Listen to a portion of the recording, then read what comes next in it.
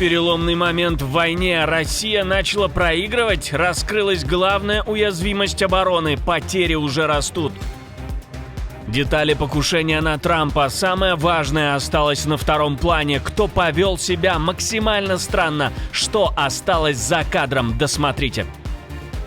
Новое оружие Кремля. Испытание сразу на живых людях. Почему? За это изобретение головы полетят не в России, а в Европе. Трамп готов завершить еще одну войну. Громкие заявления и визит в Москву. Что происходит? Об этих и других самых главных событиях вечера понедельника, 27 апреля. Правильный выбор оставаться с нами. Обязательно досмотрите это видео до конца. В эфире «Нехта», я Алексей Бурлаков. Поехали. Переломный момент в войне. Все может измениться в одну секунду, а может быть, изменения происходят уже. Украина, похоже, нащупала болезненную дыру в российской ПВО. В Институте изучения войны считают, что ключевая проблема – перегрузка системы. Она просто не успевает закрывать все сразу. В это время украинские удары становятся не только чаще, но и точнее. За последние 2 недели под удар попали как минимум 10 объектов нефтегазовой инфраструктуры в России. Атаки идут и по Крыму, и по глубокому тылу, включая Ярославский НПЗ и другие важные цели, которые раньше считались почти недосягаемыми. Мы говорили с вами об этом в предыдущих выпусках. Причин у этого несколько. Украина наращивает производство собственных дронов, увеличивает дальность ударов и все увереннее использует момент, когда российское ПВО захлебывается от количества угроз. Именно поэтому под ударом оказываются уже не только склады или отдельные позиции, а корабли, аэродромы, РЛС, нефтеперерабатывающие заводы и элементы топливной логистики. Системный износ российской обороны теперь приводит к образованию огромных дыр в защите. Снова прорыв в дипломатии, правда локальный, в воображении президента США. Трамп снова говорит, что у него хорошие разговоры и с Зеленским, и с Путиным. Но за этими словами пока не видно главного – сдвига.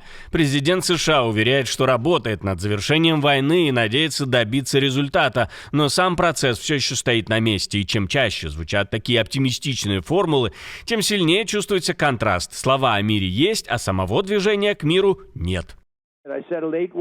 Я урегулировал 8 войн. Это как раз та, с которой, как мне казалось, мне будет легче всего справиться. Ненависть между президентом Путиным и президентом Зеленским – это нелепо. Это безумие. Ненависть – плохая вещь, когда ты пытаешься что-то урегулировать. Но это произойдет. Мы работаем над ситуацией между Россией и Украиной, и, надеюсь, мы этого добьемся. Причина тупика давно понятна и никуда не делась. Украина требует восстановления своей территориальной целостности и не готова к заморозке без реальных гарантий безопасности. Россия, в свою очередь, не показывает готовности отказываться от оккупированных территорий. Для Кремля война без осязаемого результата – это еще и внутренний риск. Ну а Трамп, похоже, пытается показать, что держит процесс под контролем. Ему ведь нужно остановить еще 11-ю и 12-ю войну. Пока лидеры озвучивают количество потерь на фронте с обеих сторон, за последние 4 месяца Россия теряла в 4 раза больше военных, чем Украина. Финский президент заявил, что ежемесячно украинские силы выводили из строя десятки тысяч российских солдат, убитыми и ранеными. И отдельно подчеркнул, значительную часть этих потерь Россия получает от ударов дронами. То есть цена наступления для Москвы, по его версии, остается колоссальной. Насколько в лучшем положении сегодня находится Украина по сравнению с тем, где она была год назад, за последние 4 месяца, и, извините за мрачность, я понимаю, что это жесткие слова, за последние 4 месяца Украина ежемесячно убивала или ранила от 30 до 35 тысяч российских солдат, и 95% этого было сделано с помощью дронов при соотношении на одного погибшего украинца 5 погибших россиян. Но парадокс в том, что даже при таких потерях война не останавливается. Россия продолжает давить сразу на нескольких направлениях, пытаясь продвигаться вперед и создавать новые буферные зоны. Речь уже идет о полной мобилизации в стране. Переговоры снова заостряли, а внимание США частично ушло на Ближний Восток. А РФ тем временем испытывает новые виды оружия на украинцах. Россия вывела на войну новую крылатую ракету С-71К «Ковер». И в украинской разведке уже разобрали ее буквально по винтикам. ГУР опубликовали 3D-модель, данные по конструкции и электронной начинке этой ракеты. Впервые ракету применили еще в конце 2025 года. Внутри 250-килограммовая авиабомба, турбореактивный двигатель и дальность до 300 километров. А в перспективе ее хотят запускать даже с беспилотника С-70 «Охотник». Подавляющее большинство электронной компонентной базы иностранного происхождения – американского, китайского, швейцарского, японского, немецкого, тайваньского и ирландского производства. По данным ГУР, ее разработала объединенная авиастроительная компания, и это, вероятно, одна из первых попыток ее зайти в ракетостроение. Но если бы не иностранные компоненты, российские ракеты убивать бы не смогли. Похоже, намечается какая-то сделка. Глава иранского МИД и на данный момент самый влиятельный дипломат страны уже в Петербурге. Аббас Аракчи прилетел в Россию на фоне срыва мирных переговоров и попыток перезапустить дипломатические каналы. В программе встречи с Путиным, переговоры с Лавровым, главная тема – координация между Москвой и Тегераном и ситуация вокруг переговоров и возможного прекращения огня. Странно, что договариваться об этом он полетел в РФ. Может, будет просить Путина повлиять на Трампа или больше оружия? Как думаете? Пишите в комментарии мысли по этому поводу.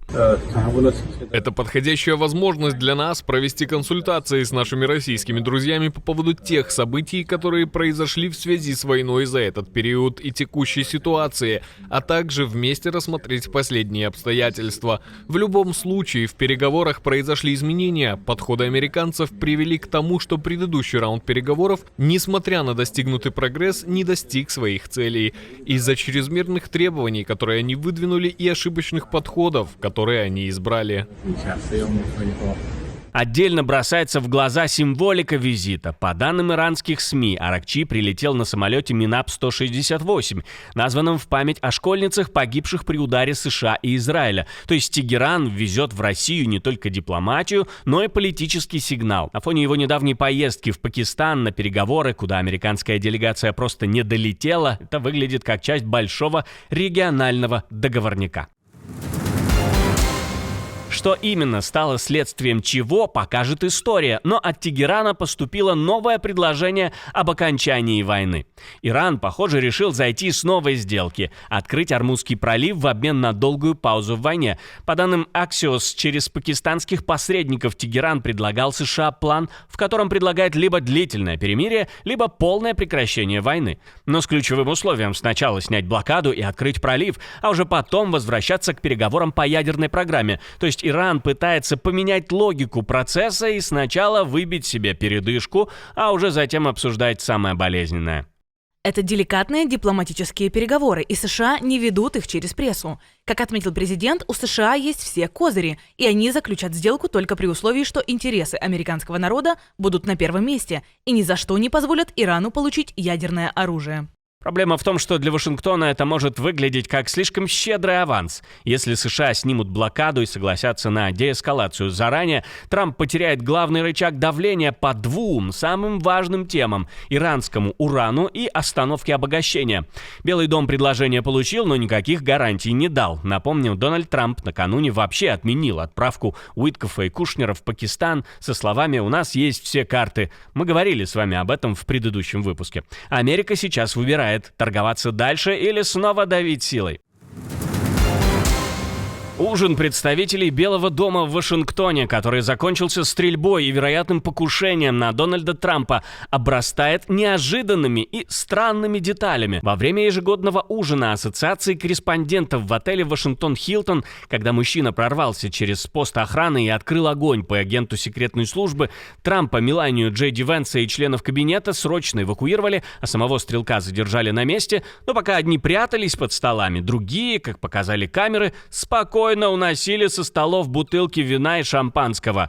Эти кадры быстро разлетелись по сети и вызвали новый скандал уже после самой атаки. Трамп похвалил секретную службу, подтвердил арест нападавшего и даже предложил провести вечер дальше, но ужин все же отменили. А вот оценка действий похитителей алкоголя продолжается. Сорванный прием оценивают приблизительно в $350. А как думаете вы, надо в таких случаях забирать с собой алкоголь? Пишите в комментариях. Масштабная авария – одна из самых крупных за историю гонок. Сразу скажу, никто не пострадал, но чудом. На трассе NASCAR в Талладеге произошел настоящий завал. В массовую аварию попали 27 машин. Все началось на 115-м круге после контакта между автомобилями Росса Честейна и лидировавшего Бубы Уоллеса. Один удар, и плотный пелотон мгновенно превратился в цепную реакцию из столкновений, дыма и обломков. Заезд пришлось останавливать, потому что трассу буквально заволокло дымом. К счастью, без тяжелых последствий для пилотов. После осмотра всех отпустили. Гонку позже возобновили. Победу в итоге забрал Карсон Хосевар. Для него это первая в карьере победа в NASCAR Cup и большой успех для Spire Motorsports. То есть этап в Талладеге запомнится не только гигантской аварией, но и неожиданным триумфом.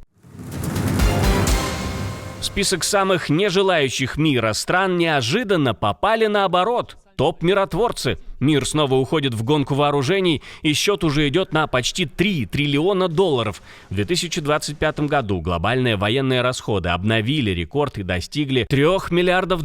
Больше всех потратили США, Китай и Россия. Вместе они сожгли на оружие почти $1,5 миллиарда, то есть больше половины мировой суммы. Это уже 11-й год подряд, когда военные бюджеты только растут. И хотя общий темп просто замедлился, за пределами США траты, наоборот, рванули вверх. Самый резкий разгон показала Европа, плюс 14% за год и уже почти $900 миллиардов. Россия увеличила расходы до 190 миллиардов, Украина до 84, что вообще составляет около 40% ее ВВП. Германия нарастила военный бюджет сразу на четверть и стала крупнейшим военным плательщиком среди европейских стран НАТО. Иными словами, мир все меньше тратит на иллюзии мира и все больше на подготовку к большой и долгой силовой эпохи. Кто и зачем убил министра обороны? Почему под удар попала резиденция президента? В столице уже идут бои. И правда ли, что россияне в спешке и с позором вывозят технику?